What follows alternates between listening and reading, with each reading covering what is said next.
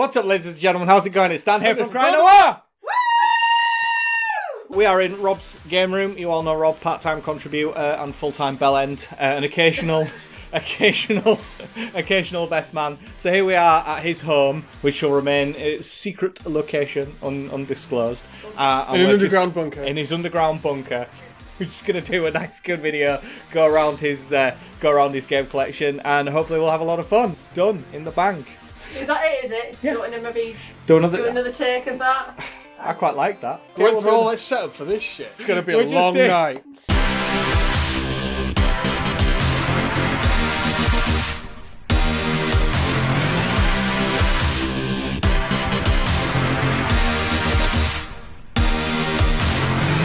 Customarily on people's channels, they do their game room tour, but as I have a bookcase and a small corner, it made more sense to come and do Rob's whole collection, and quite a sizable collection it is too. I started off by acquiring a corner of this room, and then half this room, and then eventually annexed two rooms.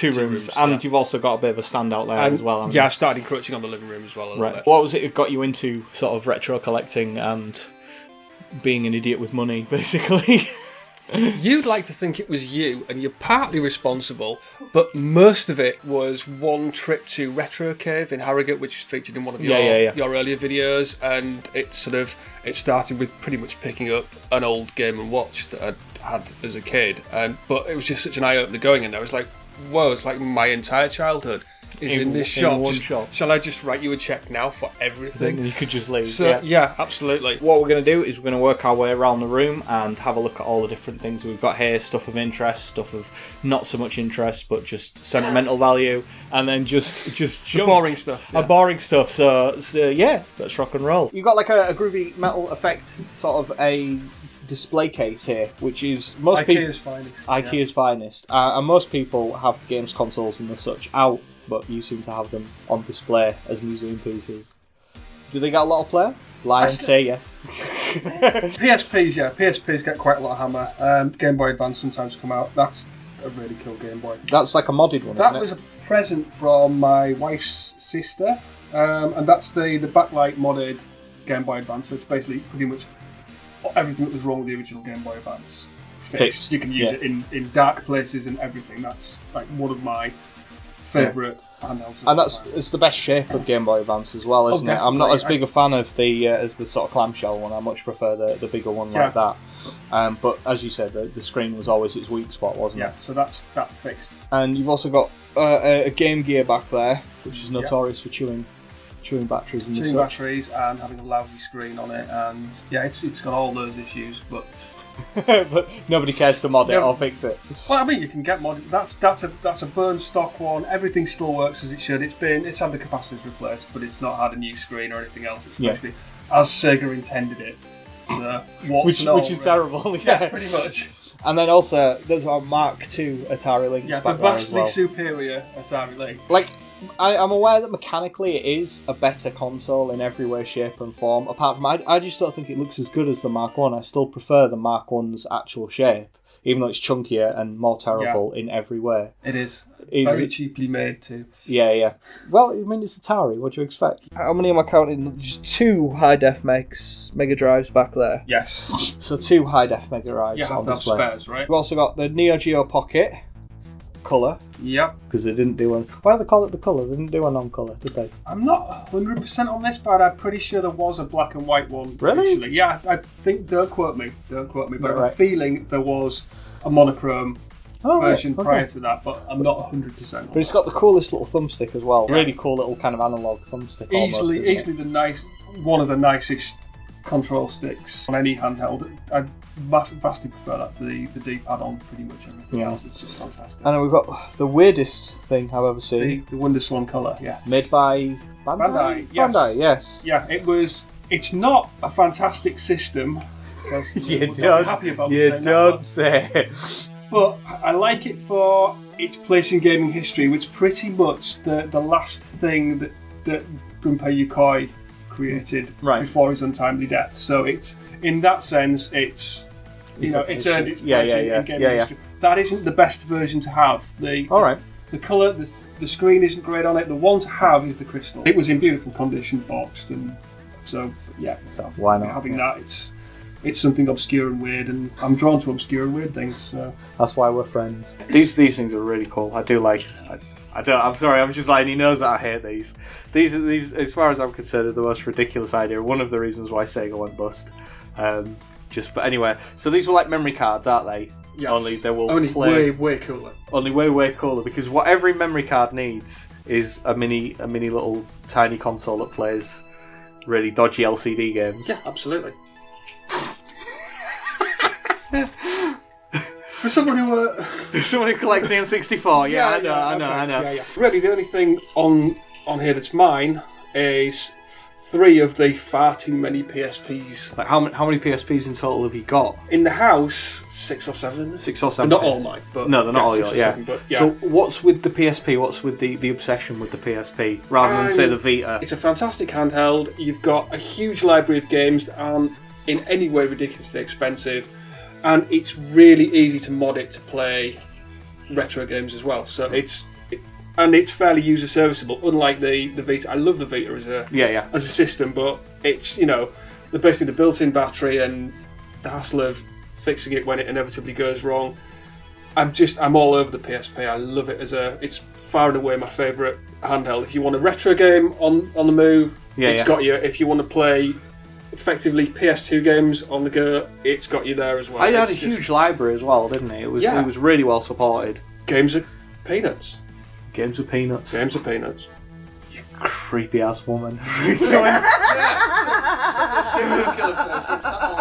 We're now joined by Chrissy. This is Rob's other half. Hi. She's here for the Game Boy section on accounts that that's her thing. My very, very first Game Boy is this one. This is the actual one that I played when I was 10, 11 years old. I got Tetris and I got Mario Golf.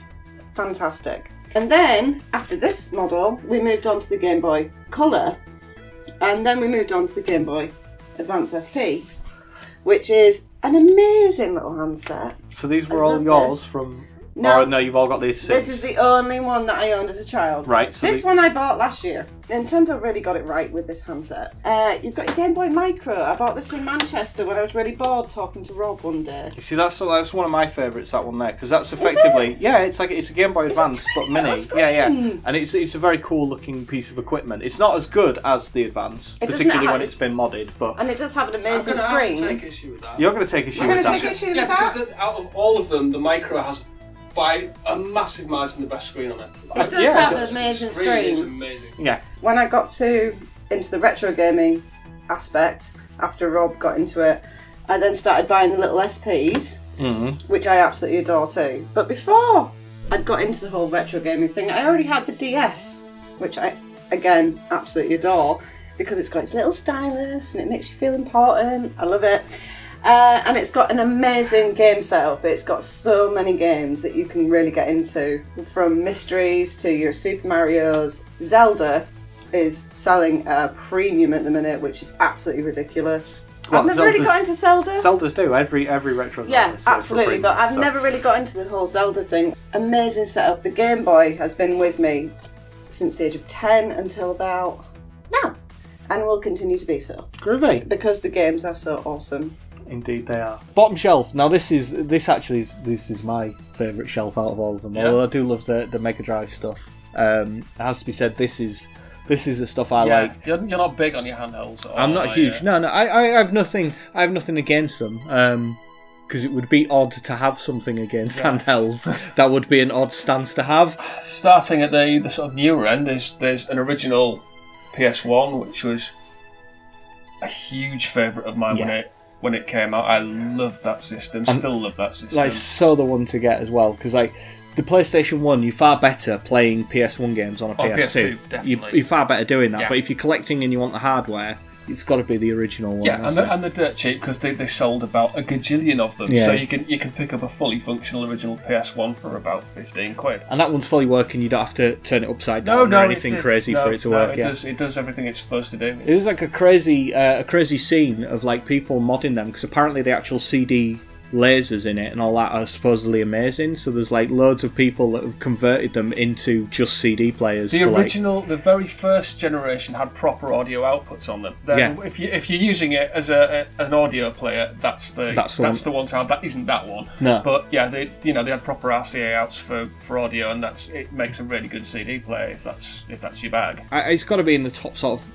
Maybe top 3 consoles that completely, like up there with the 2600 and up there with like, well, it's kind of hard to think of anything that's had hard to imagine where modern gaming would be. It's really bizarre kind of looking at it because like just how important that machine is. Like it's certainly changed the game. Yeah, literally. With well that and truly, system. It's an utterly iconic system.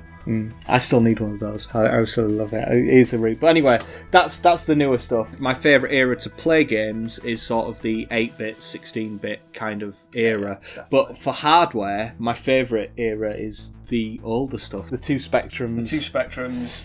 So did they do... I'm trying to think. There was quite a few iterations of the Spectrum, wasn't there? There was, yes. I mean, that's a 48K, the original rubber keyed Spectrum. I'm just going to have to get this out. Neither of these were the ones I originally had as a kid, unfortunately, but they're both identical to the ones I originally had as a kid. Well, I mean, this was the one that I kind of came into contact the most with. Like, that was the one that everyone sort of had. The Alan Sugar Spectrum. Yeah. A CPC style case, gave it a proper keyboard.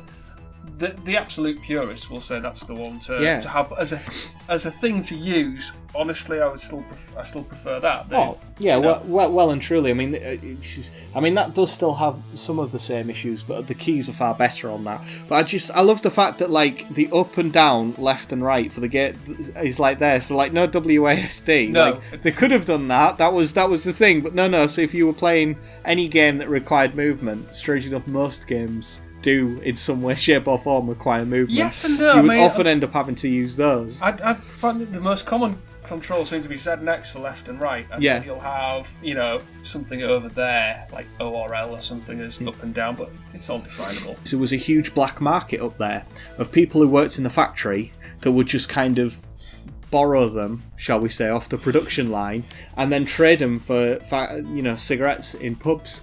So consequently, up there, all of the kids during the 70s would have like 3 or 4 of these knocking about because their dad would trade them for a box of fags or trade them for that, and that's why there was a huge bedroom coder kind of thing from that area. There was just hundreds of them. Every kid was making games on these things. This is a very, very significant machine. Very, very significant. Also, machine. the birthplace of Rare and are still going all that, now. Yeah, so one of sort of the highest quality developers. It's a very significant machine. Very, very significant machine. Moving on to a not so significant piece of hardware, the marvelous a somewhat less successful 7800. So the less said about that as a machine, the better.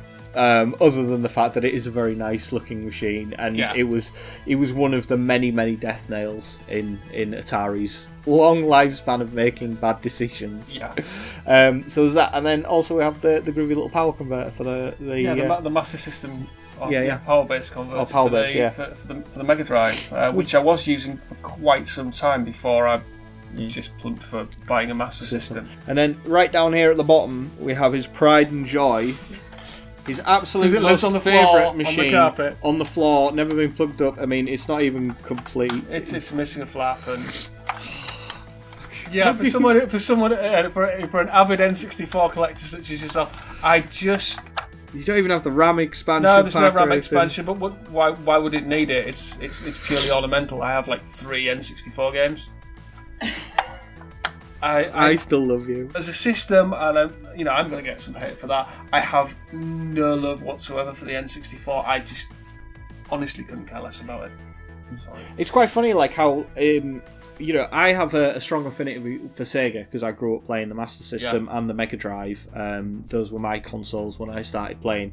But you had a Super Nintendo back in the day, didn't you? But yet when you've come to sort of retro collecting now, you've gone much more down the Sega Mega Drive route. It's not all about having anything particularly against Nintendo. It's just if you want to collect and don't want to go bankrupt doing it, Nintendo isn't the way to go. I would collect far more Super Nintendo stuff. I beg to differ. You can get quite a few very cheap and reasonable games for the N64. There's a reason N64 games are cheap.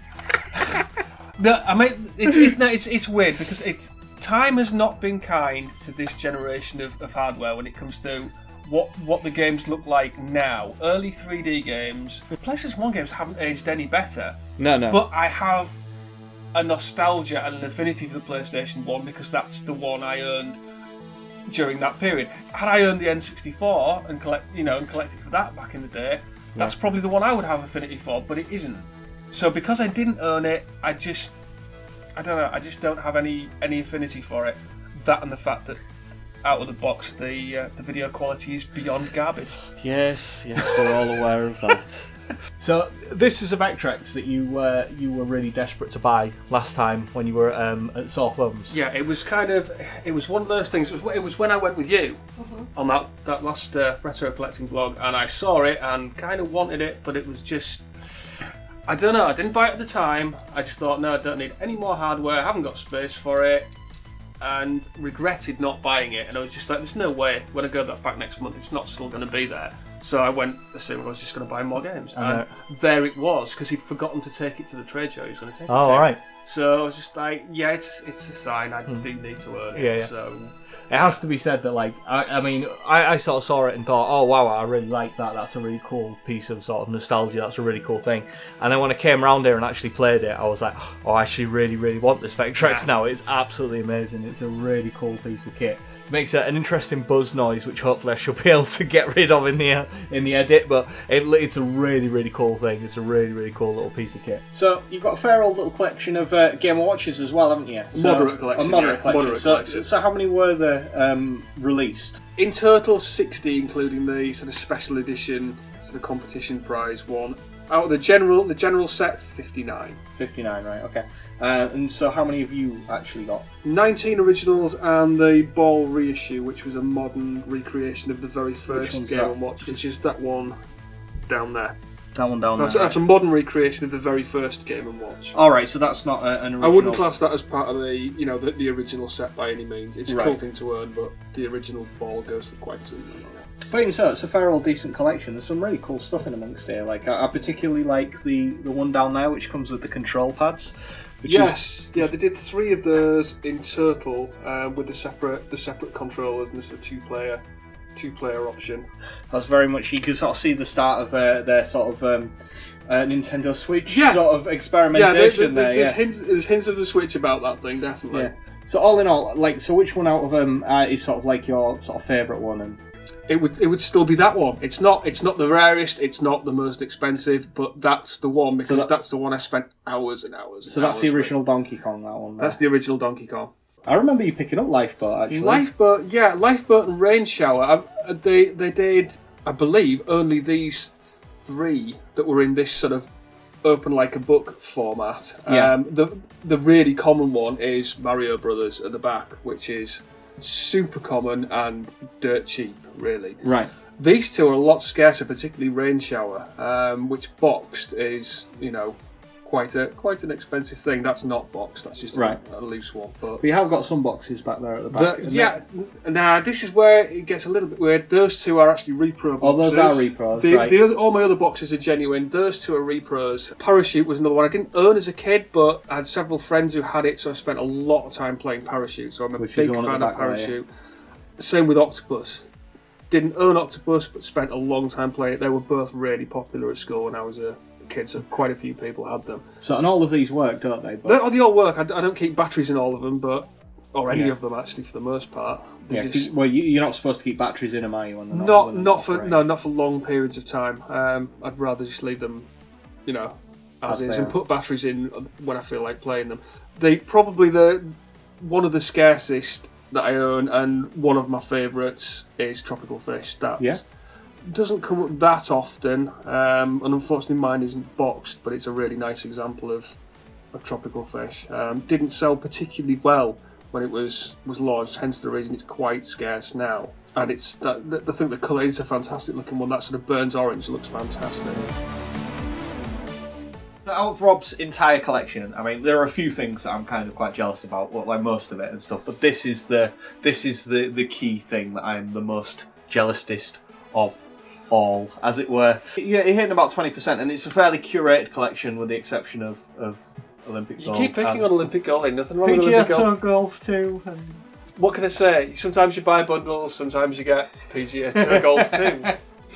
Yeah, but I mean, these are the real top dog things, aren't they? Yes, yeah, that's my small collection so far of like top tier Mega Drive stuff. They're the ones I'm kind of starting to focus on a little bit more, the higher end.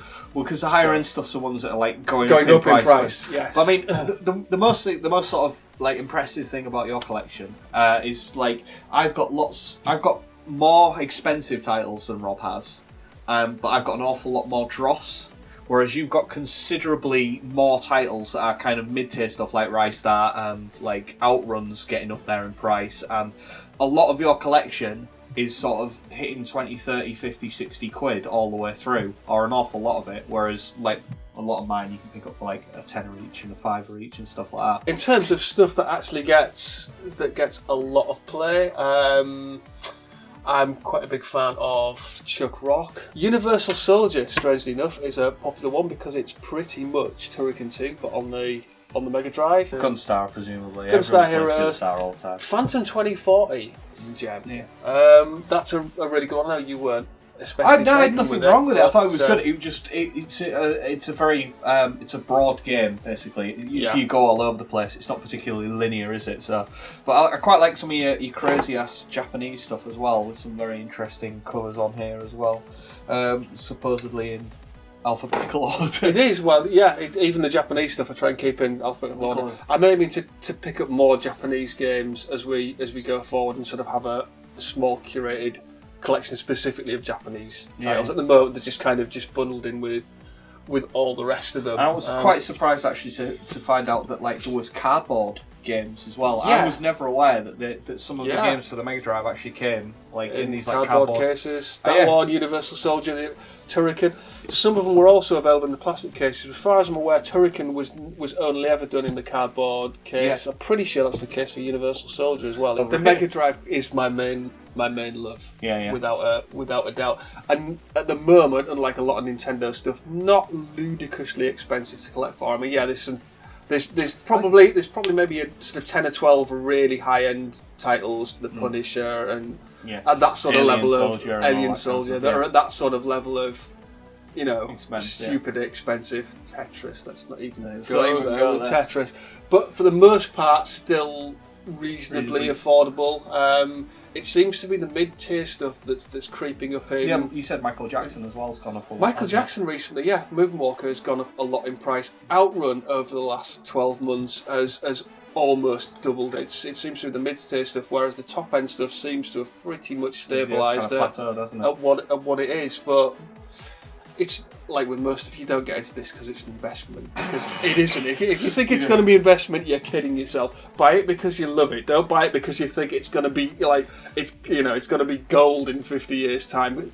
Odds are it probably isn't. It's well, some things are gold right now. Some things are gold right now. Tell me about what you've done to this one. This one, I mean, for start the Amiga. For all I love the Mega Drive, I didn't actually own one back in the day. It's something I've grown to love recently. The Amiga was in the 16-bit era. That was what it was all about for me. I adored it. Oddly enough, didn't actually have the 600. I had a 500 plus, and then a 1200. This particular one, when it came to you from, it came to me from you, it was a burn stock, nice and clean Amiga 600. This particular one has had an external memory expansion, an internal memory expansion, and a compact flash card replacement for the original hard drive, which is... So that's got all... It's basically preloaded with pretty much the entire Amiga library, so everything is playable off the compact flash card. As anyone that collects for this system will know, floppy disks are not the most reliable way of, they weren't super reliable back in the day. And there was a lot of them as well, because games like Monkey Island came on like 7 discs. I think in total I had about 4 copies of Monkey Island, because I was never guaranteed of which disc was going to work at any given So you point, would put disc 1 in, it would ask for disc 3, you'd put in one of the copies of disc 3 and you go, oh, that's not worked, and then you should try it, So having them on a flash card, having the entire library on, so you just boot the machine up, it goes straight to Workbench, and then just pick your game, load it, and it just works. It's utterly fantastic. So this is your first modern-ish gaming PC. Obviously not your first PC, but this was your first one that you sort of got recently. Yes. And this one, I mean, it's a beautiful looking machine, and it didn't start out like this either as well, because you got a bit of a blue light fetish going on with it. I like my blue LEDs. Exactly. As you can tell. I mean, this started out being I had it built for me a couple of years back, but it's large chunks of it have been subsequently replaced or upgraded or whatever. So this is the one that lives in the gaming room. Yeah. Primarily to run emulators and Steam PC games. It's quite a bit of overkill as well, isn't it? Considering you play mostly retro games on this. There's an i5 6600K and a GTX 1080. I was going to say, it was the 1080 I was more thinking about us being the overkill. Yeah, literally nothing really that it's has to do down here requires a 1080. But, if you're going to go for it, you may as well. Or you could always loan it to someone that does game design, and you would probably use it a lot more. I could sell it to you. Have you seen GPU prices at the moment? This is the main sort of hub, isn't it? This is where a lot of, or a significant amount of it's going. So that's Launchbox you've got, isn't it? It's Launchbox that's currently running on the PC, which is a fantastic all-in-one sort of front end for emulators and. So and you've got everything on there, SNES, Mega Drive, and stuff like that. Most of the main systems I'm interested in are set up on there. So. Yeah, but these are the bulk of your consoles, which again are all hooked up to there by an awful lot of whiz-bangery round the back, which I definitely don't really want to have a look at. So just run the list that you've got at the moment. Yep. So there's a PS2 Slim there that is basically used to play PlayStation 1 games. Yep. There's a Wii, which is there. Yeah. The amplifier for the surround sound. There's the Dreamcast, the Xbox 360, GameCube, original Xbox, and a PS2 FAT for PS2 games. Yeah. So I mean, and you've got all of that hooked up there, which is good. And then also you've got the CRT telly back there as well. What have you got hooked up onto that? There's the Saturn's hooked up to that. The Atari VCS or 2600. There's a Sega Master System, one of far too many Mega Drives that I own. Alright, so just tell us a little bit about that Mega Drive, because that's kind of a mongrel Mega Drive, if you will, isn't it? Yes and no. It's basically a UK PAL Mega Drive, but because I have a strong preference for the look of the Japanese Mega Drive, it has the shell from a Japanese Mega Drive, which also gives it the more versatile cartridge slot, so it will accept. So, because there was no software lockout, was there, or anything? Most of it was done up until the sort of early 90s. Most of it was done simply on the shape of the cartridge. But it doesn't do 60 hertz. It's not been modded in any way. It's a stock UK spec PAL Mega Drive, but it's just in the Japanese shell. We're joined with our little Kaylin, who's a little guest star. This is Rob's daughter. He's not such a horrendous overlord that he's the only one that gets to play on anything. Kaylin also gets to play as well. So tell us, what's your favourite console? Okay, so my favourite console is the Xbox 360. And why is that? Because I do like retro games, but at the same time, sometimes I like to play a couple of modern games. And three of my favourite games are also on the Xbox 360. Skyrim, Goat Simulator, and my personal favourite, Minecraft. So you play a lot of Minecraft then? Yes. Very, very good. Isn't she adorable? and the 360 is by far and away the best console ever made.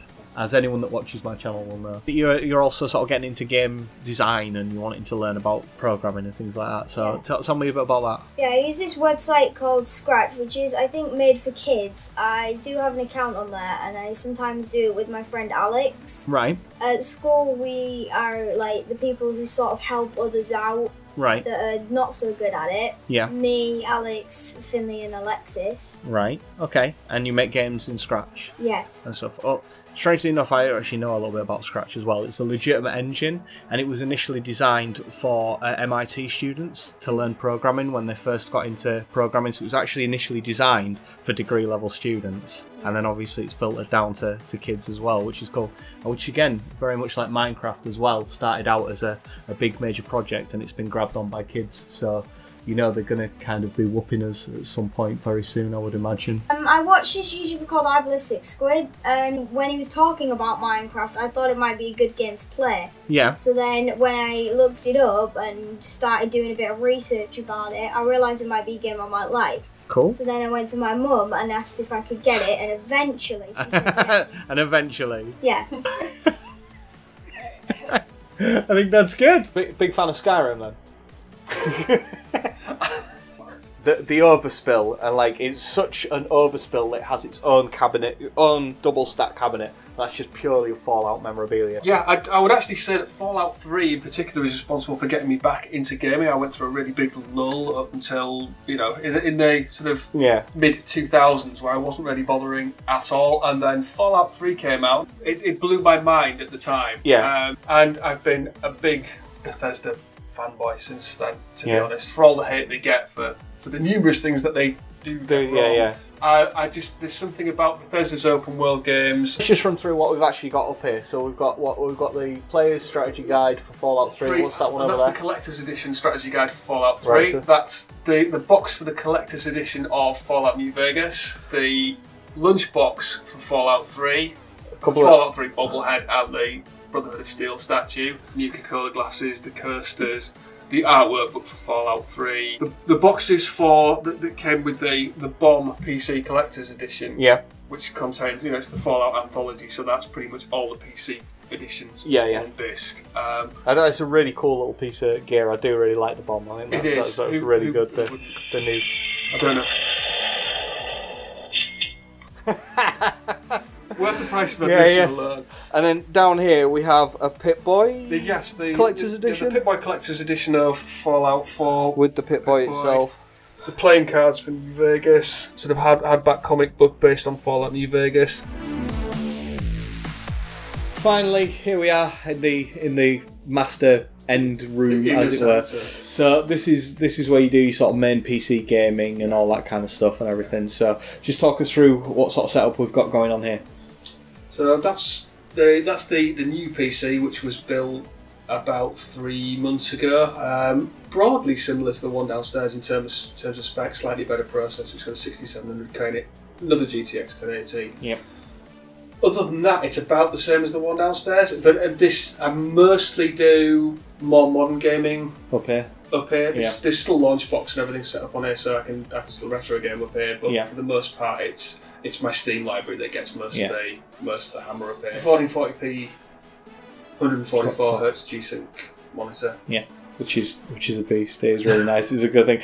And like I say, 1080 to power that as well. And you've also got that's your work one, isn't it? For your Apple? There's a Mac for doing work stuff. And the second screen is hooked up to the PC. So basically, you've got the Mac in the middle for work, and then both the outside screens are hooked up to the PC. You've got all of your games up here as well, haven't you? The vast majority of the only ones that live downstairs are the Mega Drive. I was informed like sometime last year that the room downstairs was getting far too cluttered, and to a degree it was, because the collection is still pretty modest. The total is only around about 500 games across all systems. But as that continues to expand, the ultimate plan is to shelve out this wall completely, and then we'll see how it goes from there. What runs out first, either my money or Chrissy's patience. All in all, it's quite a decent collection. It has to be said. I'm very, very envious. It is very good, but I'm not envious of the amount of debt that Rob's in now.